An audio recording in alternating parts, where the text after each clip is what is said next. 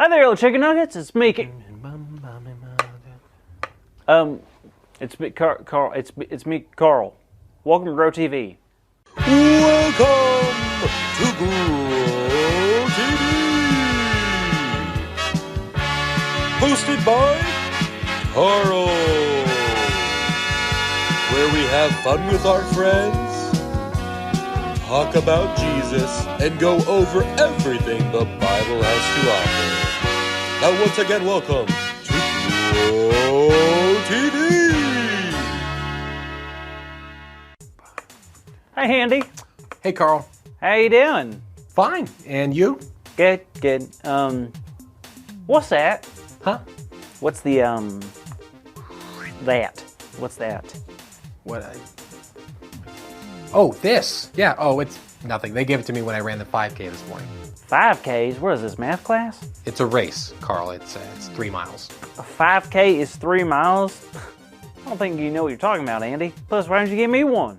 I want a trophy. Well, you have to do something in order to get one. I do stuff. Okay. I didn't mean it like that. I meant like a race or like a competition. Why do you want one so bad anyways? I don't know. It's cool. It makes you look important. I want to be cool and look important too. Oh, goodness, Carl. Okay. Are you ready For what? for this? Wah! Ah! Wah! Hey, what is this? Why am I small and why are you a giant? Am I dreaming? Ouch. I don't like this dream. Carl, you are not dreaming, okay? All right? I figured I'm going to take the lead on this one because you really need to hear the story of Nehemiah. Me a who with a whaty? Nehemiah. He was a cupbearer a long time ago, back in the Old Testament times. What's a cupbearer? Is that what they call it when a grizzly drinks the second half of your coffee? No. It was a job. Nehemiah worked for the king of Persia. He would taste the food and drink for the king to make sure it wasn't poisoned. But the thing is, Nehemiah wasn't from Persia. He was from Jerusalem. Like his fellow Israelites, all of them were brought over to live in this new land when their land was taken over by other kingdoms. Oh, that's awful. Yep, and one day he got even more terrible news. Oh no, what was it? He was told that his hometown of Jerusalem was in really bad shape. These people had turned their backs on God, and the city walls even had been torn down and ruined. Well, that's a bummer. How'd that make Nehemiah feel? Not good at all. It crushed him to know that the place he loves the most was unprotected and hurting. He wanted to do something about it. He wanted to help, but he knew he would have to ask the king first. Whoa.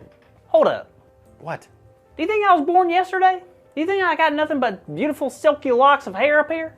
What are you talking about? I've read the Bible enough to know that you just can't go talk to the king. The king is like super important. Nehemiah would never speak to the king, would he? Well, get this. When it was mealtime, the king had looked over at Nehemiah and noticed that he was upset. The king had asked him what was wrong. So it gave Nehemiah the perfect opportunity to tell the king everything. Wow, I guess the king really liked Nehemiah to talk about his feelings and stuff. Yeah, I guess so. Nehemiah told him he couldn't help but look sad because the city that he loved was in ruins. Then the king asked, "What is it that you want?" Oh no, this is it! Don't do it, Nehemiah! Just keep your head down and say, "That is all, my king." You're pushing your luck, Nehemiah. Don't worry, Carl. So this is what happened. Nehemiah first prayed to God and then said this: "If it pleases the king, and if your servant has found favor in his sight, let him send me to the city in Judah where my ancestors are buried so that I can rebuild it." The king looked over at the queen, then back at Nehemiah and asked Nehemiah, "How long do you think this is going to take?" And then the king, he I can't hear this. So long, Nehemiah. was pleased. The king was on Nehemiah's side. What? That's right, the king was so happy to be sending Nehemiah. And Nehemiah was so thrilled to go back to his hometown and rebuild the city walls. Wow. So Nehemiah became like a contractor and helped fix his own town? So what is this? Is it National Make Carl Feel Bad because he hasn't accomplished anything Day? Because if it is, you're doing a great job celebrating it. I don't mean to make you feel bad, Carl. I want this to encourage you. Encourage me? How can that story possibly encourage me? You get a trophy, Nehemiah found his purpose and gets to rebuild a wall. What do I get? That's what. First of all, that's not true. You've won awards before. Okay, most confusing face award does not count. Plus, that was from high school. Wait, weren't you homeschooled? Is there another point you're trying to make, Andy? Sorry, I think you're missing the point. God knew the desires of Nehemiah's heart. It was to go back and restore the city that meant so much to him, to help heal a broken community. God knew that Nehemiah was the man for the job, so God gave him the passion and the opportunity, not only to rebuild the wall, but to have the confidence to speak to the king about it. So even though Nehemiah was valuable to the king let him go back to his hometown, And Nehemiah was valuable to God for this reason too? Well, yes, but Nehemiah wasn't valuable to God because he had a job to do. He was valuable to God because God created him and loved him, just like you. I did not create anyone named Nehemiah, Andy. No, I mean you are valuable to God because you are you, Carl. You don't need any kind of award to tell you what you're worth, you know? Huh. Guess it makes sense. But I'm going to be honest, before I knew God, I truly felt like I never mattered. But because of what God has taught me and showed me, I don't know, I feel valuable. I'm starting to imagine what God had in mind for my gifts and personality. Like yesterday, my neighbor asked me to help organize his sweater collection.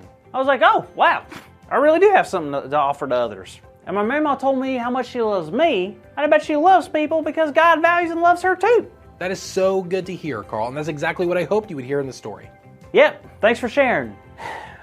Can I hold your trophy now? Nope. Ah, bummer.